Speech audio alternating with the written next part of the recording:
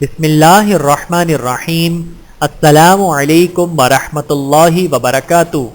اعتکاف کی روح حاصل کریں۔ اعتکاف کی اصل روح اور حقیقت یہ ہے کہ آپ کچھ مدت کے لیے دنیاوی کاموں اور کاروبار حیات سے کٹ کر اپنے آپ کو صرف اللہ سبحانہ و تعالی کی ذات کے لیے وقف کر دیں۔ اہل و عیال اور گھر بار چھوڑ کر اللہ کے گھر میں گوشہ نشین ہو جائیں اور سارا وقت اللہ تعالیٰ کی عبادت اور اس کے ذکر و فکر میں گزاریں۔ اعتکاف کا مقصد یہ بھی ہے کہ اس کے ذریعے انسانی زندگی ایسے سانچے میں ڈھل جائے کہ پھر ساری زندگی اللہ تعالیٰ کو اور اس کے احکامات کو دنیا کی ہر چیز پر فوقیت دینا آسان ہو سکے۔ اعتکاف کی یہ روح اسی وقت مل سکتی ہے جب یکسوئی کے ساتھ 10 دنوں تک امور دنیا سے حقیقی کنارہ کشی اختیار کی جائے۔